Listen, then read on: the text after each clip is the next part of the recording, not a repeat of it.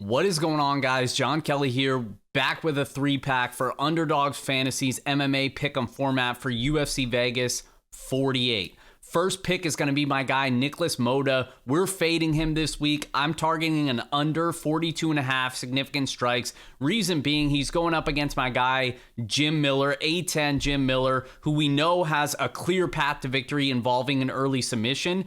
That's the story of Jim Miller's career, is he's going to look to take the fight to the ground. He's going to have a clear grappling advantage over Nicholasmoda. I actually bet Jim Miller by first round sub at plus 800, but that's besides the point. We're sticking to underdog. I like Jim Miller to get an early submission. I doubt Nicholasmoda is going to have the time to land 43 significant strikes. Even if this fight were to go to decision, I don't even think Nicholasmoda is that high pace. Like we saw in his Contender Series fight, he only landed 42 significant strikes across 15 minutes. He doesn't have great cardio, but he's typically not throwing a ton of volume anyway. He's a power puncher, likes to wait, be patient, and load up on the big shots. And that's another out that we can get here, is maybe he clips Jim Miller early. He is older. We've seen him hurt even in his last fight. So if he wins by knockout early, he doesn't reach the 43 significant strikes. If Jim Miller takes him down for the majority of the round, for multiple rounds, or gets the early submission, he's not reaching 43 significant strikes. So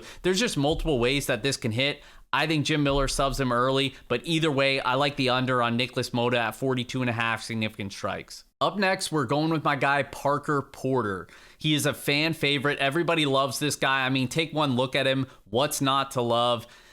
He's going up against Alan Bedeau, and this one I'm actually not targeting an over-under. I like on the rival side, minus 17.5 significant strikes for Parker Porter. So what that means is he has to land 18 or more significant strikes more than his opponent Alan Bedeau, and there's multiple reasons why I think this happens. For starters, Parker Porter is very high pace for heavyweight. He landed 149 significant strikes in his last time out across 15 minutes. That's a very high pace for heavyweight. He's going to be busy landing leg kicks. He's pumping out that jab constantly. But another reason is because against a guy like Alan Bedeau, who's been finished in all of his losses, the guy does not have more than about 5 rounds of cardio. I really don't think Bedeau has much for him here, and I think Parker Porter's a guy who we know is going to put a pace on him. He's going to land in volume, potentially get a finish as well, but even if he does finish him semi-early, I think he's at least over 18 significant strikes landed more than Alan Bedeau. So we're going with my guy, the big fella, Parker Porter, minus 17.5. That's our second pick for Underdog this week. Rounding things out, we got my guy, Kyle Daukaus, Philly represent. I love Kyle Daukaus this week. Again, I backed Kyle Daukaus. You can check out the UFC Vegas 48 betting and DraftKings show I did with Jonah Shipman. That's on my YouTube channel as well. I'll hit the link in the description below.